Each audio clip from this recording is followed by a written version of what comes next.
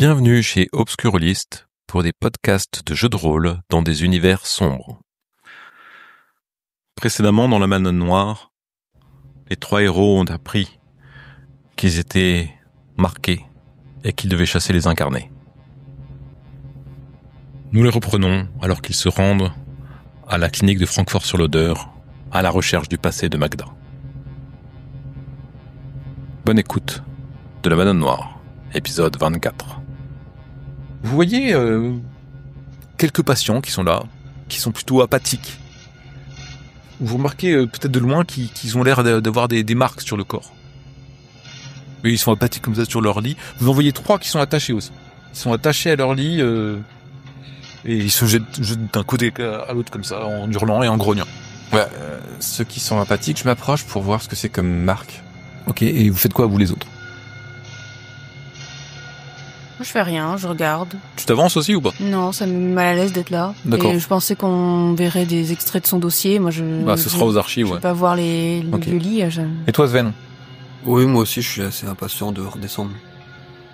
Quand tu t'approches, tu t'aperçois que les patients un peu apathiques, ils ont comme des cicatrices, en fait, sur le visage, sur leurs bras, des cicatrices de brûlure ou de coupure. Quand vous vous approchez, en fait, ils vous lèvent un œil vers vous et commencent à crier, ils paniquent et ils commencent à courir vers les murs le plus loin possible de vous. Et complètement en état de démence, en fait, ils commencent à vouloir arracher les barreaux, ils hurlent de terreur. Moi, je me recule. Et vous voyez quand même que tout au fond, sur l'île le plus éloignée, il y a un patient qui est en position fétale et lui, il crie pas. Il est en position fétale, il se redresse sur son lit. Il vous regarde et vous sentez de la douceur dans son regard. C'est le seul qui crie pas. Tous les autres sont complètement terrorisés. L'homme en question, il a une 50aine d'années. Il a les cheveux gris, un nez aquilin. Il a une chemise d'hôpital. Et il s'avance vers vous.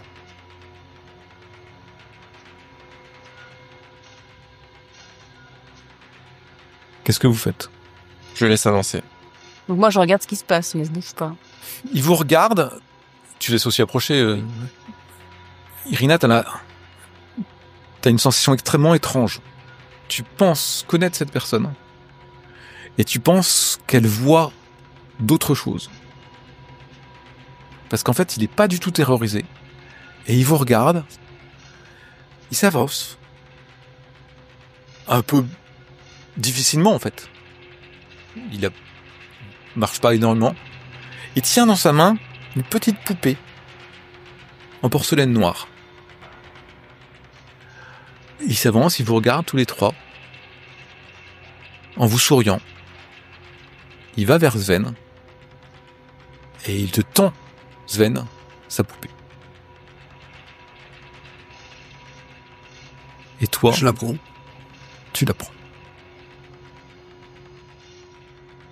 Il te sourit et il tourne se rasseoir. Pendant ce temps-là, les autres hurlent. Il y a des soignants qui arrivent, qui viennent s'occuper des gens qui hurlent. Et le docteur, il regarde ça, il fait écoutez, je suis désolé, hein, si ça peut être très impressionnant. Je vais voir l'homme de 50 ans.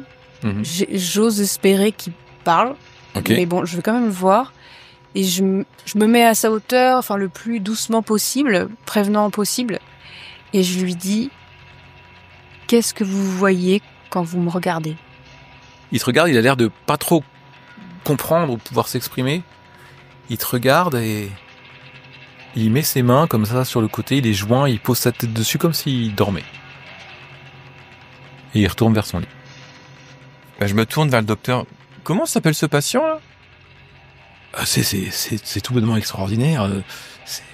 C'est Monsieur Galentinov. Pendant leur petite conversation à sens unique, je jette un œil sur la poupée. Elle est en porcelaine noire. Mhm. Et elle a été patinée par le temps, en fait. Visiblement, Monsieur Galentinov, Piotr Galentinov. Et écoutez, cet homme, ça fait depuis tout enfant qu'il est là. il a toujours eu sa poupée. Jamais personne n'a pu lui prendre. Il hurlait comme un dément. C'est la première fois qu'il les donne à quelqu'un. C'est la première fois qu'il s'en sépare. Monsieur, je ne sais pas. C'est incroyable ce qui vient de se passer. Je vous crois, docteur. Prenez-en soin. Évidemment. Je m'approche du docteur. Docteur, est-ce que vous pouvez nous dire quels étaient les symptômes, la pathologie de ce patient à son entrée? Ce n'est pas moi qui m'en occupais, c'est la doctoresse Tatlina, mais sans doute dans les archives. Elle ne travaille plus ici, cette doctoresse? Non, elle a pris sa retraite. Où ça? Elle est restée à Francfort? Oui, elle habite Francfort sur l'Oder. Par contre, je vais vous demander de sortir de cette pièce-là parce que nous avons du mal à calmer les... Excusez-nous, nous ne faisons peur aux enfants. Voilà, donc sinon, il y a d'autres dortoirs, hein, évidemment, si vous voulez les visiter. Oui, je veux bien, oui. En fait, j'aimerais les visiter. J'aimerais faire les autres dortoirs pour voir comment se comportent les autres patients, s'il te plaît. Dans le dortoir juste à côté, il y a 4 patients qui sont ici, qui faisaient partie aussi des enfants. Et qui hurlent comme des démons quand vous rentrez. Il y en a 6 autres qui ne bougent pas. Dortoir numéro 4, il n'y a que 8 lits. Il y a 3 femmes qui jouent au domino sur une table, 2 garçons qui sont assis sur le bord d'une fenêtre et qui discutent. Personne ne semble malade. Et en fait, le personnel hospitalier vous dit qu'en fait, ils sont ici pour des pathologies légères, qu'ils retournent dans leur famille régulièrement. En fait, donc eux, ils ont l'air tout à fait sains. Plus ou moins. Et dans l'autre aile, il y a 3 dortoirs. Dans le premier, il y a 11 lits et la peinture de fer s'écaille. La pièce empêche les déjections d'urine, les corps mal lavés. Il y a 4 patients qui sont attachés sur leur lit. Les autres sont assis et couchés, très sédatés. Certains approchent de vous, mais l'odeur est horrible quand vous rentrez, juste par curiosité. D'accord. Dans le dortoir numéro 2, il y a des patients un peu plus vifs. 2 jouent aux échecs. Tout le monde vous regarde. Ils sont plutôt en bonne santé. Et dans le dortoir numéro 3, tous les patients, sauf 2, gisent apathiques sur leur matelas, en murmurant. Les 2 autres errent dans la pièce, le regard complètement vide. Vous sentez une odeur d'urine, de crasse et d'excréments. Clairement, il y a, à part des patients qui sont en bonne santé, tous les autres sont pas très bien traités, on va dire. Et à ce moment-là, le docteur vous dit, voilà, on a aussi un sous-sol, mais je n'ai vraiment pas le temps de vous y emmener, c'est beaucoup trop précieux pour vous. Qu'est-ce qu'il pourrait y avoir qui soit si précieux, que notre temps soit si précieux qu'on ne regarde pas le sous-sol? Je sais que certains aiment bien, ont une passion pour la morbidité ou la folie un peu extrême. J'essaie de le regarder, mais intensément. Tu le regardes intensément, tu t'aperçois que lui, en fait, il voit que vous avez des moyens, que vous êtes, il se dit, s'ils veulent payer, ils peuvent accéder au sous-sol. Lui, il a pas envie d'y aller. Il sait que c'est des trucs un peu, des fous. Tu vois, tu penses qu'il y a des fous vraiment bizarres et des trucs, tu vois. Et tu sais que lui, il a pas envie d'y aller, mais il est complètement humain. Tu sous-entends qu'on n'est pas complètement humain? Ouais, c'est ce que j'allais dire. Non, parce que toi, t'as fait voir à travers l'illusion. Oui, moi, je voulais voir si c'était... En fait, il y a rien. Tu vois rien. D'accord. Oui, mais si, t'avais des filaments. Ok. Ouais. Vous avez raison. Notre temps est précieux. Et si vous voulez accéder aux archives, c'est tout à fait possible. Très bien, allons aux archives. Il vous mène aux archives. T'as toujours la poubelle avec toi? Bien sûr. Ok. Et vous accédez donc aux archives et on vous présente Karl Feuer. On s'en fout du nom. Karl Feuer, c'est l'archiviste. Bien, je vous laisse entre les mains de Karl qui pourra peut-être vous répondre à vos questions. Et il retourne dans son bureau. Veillez à ne pas lui prendre trop de temps non plus. Il vous fait un gros sourire. Et l'archiviste est là, il fait... Bonjour monsieur, nous aimerions voir les dossiers de Magda Orlova et de Galantinov Piotr. S'il vous plaît. Ah, c'est que ça va me prendre du temps de faire toutes ces recherches. On peut vous aider. On peut chercher avec vous. Je passe devant, je fais exprès de le bousculer, et je tire les tiroirs et je commence à chercher par ordre alphabétique si je trouve un truc. Ça, c'est les Roland Nastésie. Qu'est-ce que tu fais, toi, Irina, dans ce cas-là? Non, Je fais, vous embêtez pas pour nous, on a vu ça avec le docteur, vous inquiétez pas. je laisse faire. Mais monsieur, vous ne pouvez pas rentrer dans le truc. Alors, tu vois Sven qui réagit comme ça. Alors, je le prends par l'épaule, un peu fermement. Ouais. Je dis, écoutez, on a vu ça avec le docteur, on a des informations à chercher, votre temps est précieux, le nôtre aussi, on va faire vite, vous inquiétez pas. Ah bah si le docteur a dit que tout était bon, je vous laisse faire, il y a pas de souci. Non, mais vous allez nous aider maintenant. Magda Orlova et Ah oui, d'accord, très bien. Piotr Alors, je viens avec Janov, vous et s'il vous plaît. bon, en fait, c'est assez simple. Les dossiers des années se trouvent ici et il sort un truc, il y a marqué 1961 et vous trouvez directement les. Alors il nous faut 51, 54, 58, et puis bah Piotr, je sais pas. Et donc vous trouvez en fait comme renseignement que Magda a été transférée de la clinique Kirov en 51 et que c'était la création de la clinique expérimentale pour enfants atteints de troubles de la personnalité. La clinique, à l'origine, elle a été fondée pour ça. Tu t'aperçois qu'il y a 44 enfants qui vont être transférés ici, dont Philippe Kramer, Sacha Pogodin et Anton Mahler et Piotr Kalentinov. Et Magda. Et Magda. Tous dans le même lot. Et donc sur les 44 enfants qui ont été transférés, 23 sont toujours suivis. 14 dans les 9 dans l'aile spéciale. 14 ont été libérés et 7 sont morts. Putain. Tous les dossiers étaient suivis par Natalia Tatlina. Est-ce qu'il y a une explication de ce qui a été fait dans les dossiers En fait, ils ont essayé de les traiter au mieux. Ils avaient tous des troubles de personnalité. Ils souffraient de graves séquelles de torture, mutilation, barbarie. Certains n'avaient perdu leur identité en fait. D'accord. Et tu t'aperçois aussi que voilà, c'est ça, ils étaient très très apeurés, très craintifs. C'était très difficile de les comme des bêtes sauvages un peu, tu vois. Donc si on veut savoir exactement le traitement qui a été effectué, il faut voir avec le docteur Natalia, je suppose. Il y a beaucoup de choses qui nous mènent à elle. Hein. Bah je me tourne vers Irina et puis vers Sven. Nous sommes bons. Oui, je pense qu'on a On est en mal d'informations. fin de journée. Peut-être vous pouvez prendre un hôtel qui sont là, vous roulez toute la journée. Ouais. On est en fin de journée. Pour un hôtel, puis on ira voir le docteur Natalia. Donc vous dites au revoir au docteur, qui vous donne une adresse d'un hôtel ou d'une auberge dans laquelle vous pouvez vous loger si vous souhaitez. Vous allez là-bas. Comment ? Justement, je préférais ne pas aller où est-ce qu'il nous a conseillé d'aller. Ok, bah tu vas dans un Parce autre. que vu ses fréquentations et tout, enfin je sais pas ce qu'en pense Sven, mais il a l'air bizarre. En plus, il fait raqueter tout le monde. Je pense qu'il vaut mieux aller ailleurs que là où il indique. Ok, ça me dérange pas de faire ça. C'était des suspicions de la Stasi qui reviennent.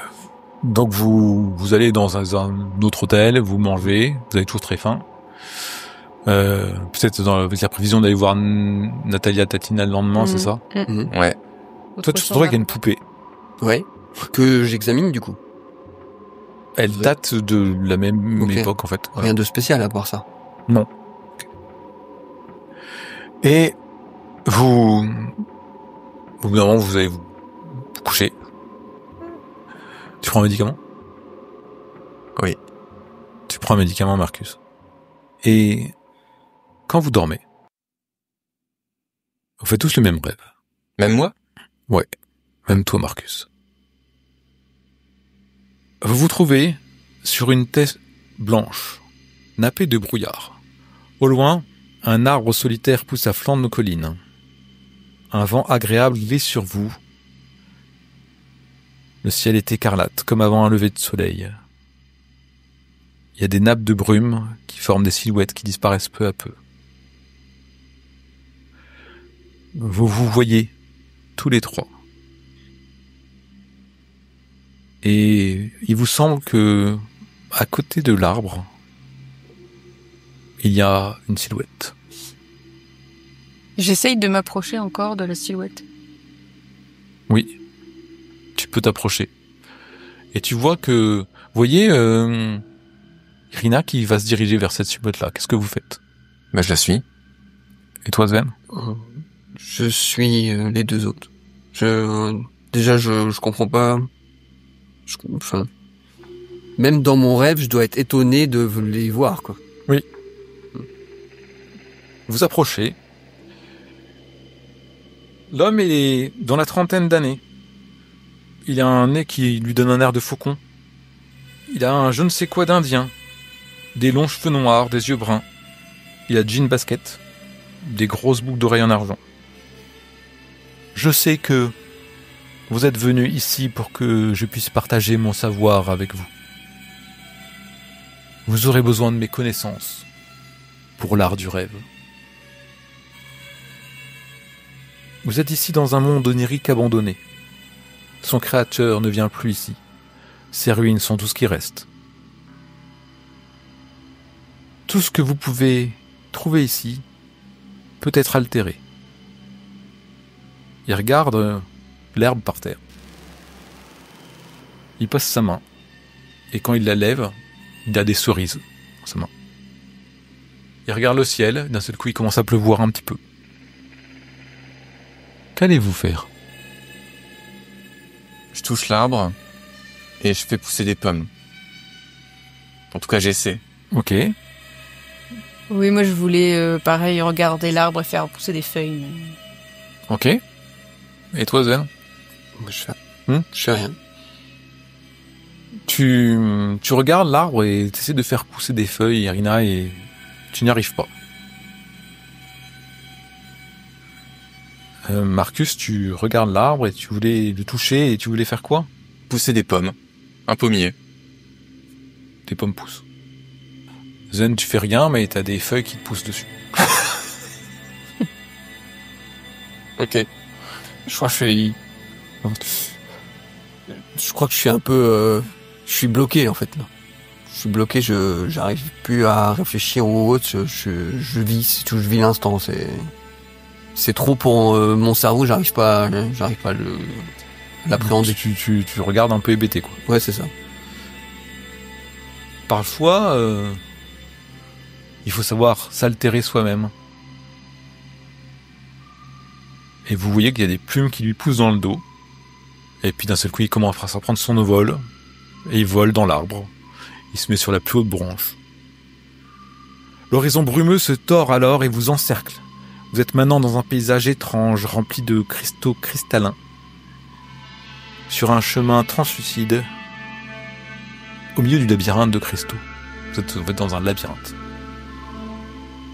Et d'un seul coup, il y a des balles de cristal qui jaillissent devant vous. Il y a le sol qui commence à s'effondrer à votre gauche, à votre droite. Et les murs qui commencent à se fissurer et les éclats de verre qui commencent à être projetés vers vous. Qu'est-ce que vous faites tous? Je me transforme en pierre. Moi je me transforme en pierre, Ok. en roche, en statue de pierre. En statue de pierre, d'accord. Là, t'es en danger en fait. Voilà, c'est ça. Du coup, je réagis et peut-être transformer les projectiles en chose Il d'inoffensif. faut s'altérer soi, pardon. Ok. C'est pour ça que les feuilles tombent. Comment? Les feuilles tombent alors que tu essaies de faire ça. Les feuilles qui étaient sur moi? Ouais. Je m'en aperçois pas. Tu transformes en pierre. Une pierre d'eau. Une pierre, c'est ça? En obsidienne, ouais. Une obsidienne comme ça. Transforme en obsidienne. Et tu tombes au sol. Toi, tu te statufies en marbre blanc. Les cristaux ne vous font rien. Toi, tu essaies de transformer les cristaux en quoi, tu m'as dit? Je sais pas, en sable, par En exemple. sable. Tu essaies de transformer les cristaux en sable. Et en fait, tu les éclates, ça devient plein de petites particules très fines, mais de cristal. Et qui te grêlent le visage et t'as du sang qui commence à couler un petit peu partout. J'ai mal? L'homme vient vers toi. Te C'est regarde. Ça va aller. Et il se tourne vers Marcus et Irina. Je vais vous emmener à l'origine de la magie du rêve. Tu les vois disparaître. Sven. Et vous voyez un paysage brumeux qui disparaît et qui laisse place à une ville. Puis à une mer scintillante. un champ de ruines et enfin le vide. Il y a des gros insectes qui bourdonnent dans les ténèbres. L'homme les altère en vous montrant comment faire. Il y a des lézards volants et des flammes enflammées qui succèdent et là encore, vous devez apprendre. Je sais pas, je vais te transformer en goutte de pluie. Ok, vas-y. En papillon. Les sphères deviennent des bulles d'eau et éclatent et s'effondrent en gouttes de pluie. Les lézards qui volent, qui arrivent sur toi à grande vitesse, en fait, se deviennent des petits papillons et commencent à s'envoler et s'échappent. Vous êtes à nouveau ensemble. Je dois mettre vos connaissances à l'épreuve. Bientôt, vous rencontrerez une terrible résistance. Je ne peux pas vous laisser aller sans vous faire passer ce test. Il invoque une lame courbée dans sa main. C'est-à-dire qu'il a créé à partir de rien. C'est à votre tour. À ce moment-là, le paysage disparaît, devient très sombre. Vous avez un labyrinthe de pièces et de couloirs. Il y a un bourdonnement qui résonne partout. Et d'un seul coup, il y a une créature de 3 mètres qui sort des ténèbres, le corps couvert de métal terni. Elle pousse un rugissement et se rue vers vous. Qu'est-ce que vous faites ? Je sais pas, j'essaye de créer une sphère de feu, une boule de feu de mes mains pour envoyer sur la créature. Ok, qu'est-ce que tu fais toi, Marcus ? Je veux créer une masse d'acier. Faut lui donner un coup de dent. Et toi, Zen ? Je crée une barrière infranchissable. C'est quoi pour toi une barrière infranchissable ? C'est un mur en acier d'1 mètre d'épaisseur. Donc toi, tu vas faire un mur en acier d'1 mètre d'épaisseur. Ouais. Devant toi ou devant vous tous ? Ah bah devant nous tous, ouais. Toi, tu vas, Irina, essayer d'envoyer une espèce de boule de feu pour faire rougir le métal et le faire fondre, c'est ça, si j'ai bien compris. C'est ça, ouais. Et toi, tu as fait invoquer une espèce d'énorme masse pour dévier la lance qui vient vers toi ou pour écraser sur la Je bête. pense à Thor, quoi. Mjolnir, voilà, je crée un gros marteau. Ouais. Tout pour gagner. T'essayes de faire une espèce de mur en métal et tu t'aperçois que tu y arrives, tu te concentres, tu essayes de créer le mur en métal et tu as l'impression que tu le crées, mais en toi. Tu sens ta bouche commencer à se remplir de métal, tes organes, tu sens des trucs bizarres à l'intérieur de toi, tu n'arrives plus à respirer. Bah, je panique. Toi, tu essayes d'invoquer une grosse masse, c'est ça ? Et tu essaies de la faire venir comme ça, tu tends les mains, etc. Et une masse se matérialise comme ça, en face de toi. Mais elle s'abat sur toi. Et tu la prends plein front et tu sens le sang chaud qui commence à couler. Pendant ce temps-là, Irina, tu crées une espèce de sphère de feu enflammé, c'est ça ? Et elle est exactement de la taille que tu veux, tu l'envoies exactement comme tu veux. Et au cœur de la créature, et elle commence à rougeoyer, et tu vois rentrer le métal en fusion, elle commence à s'effondrer et fondre sur elle-même. Vous vous réveillez, toi t'es en train d'agoniser, toi t'as le crâne complètement fendu, Marcus, et l'homme se vient vers vous et passe sa main et tout disparaît. Vous avez encore à apprendre, vous devez vous exercer. Mais peut-être qu'à présent, vous pourrez affronter ce qui va vous arriver. À bientôt. Peut-être vous reverrai-je. Comment vous appelez-vous ? Il ne se répond pas, il part. Quand vous vous réveillez dans votre lit, chacun dans votre chambre, vous vous sentez mieux. Et vous avez la conviction que maintenant, les cauchemars ne sont plus un problème pour vous. Et ainsi se termine La Madone Noire, épisode 24.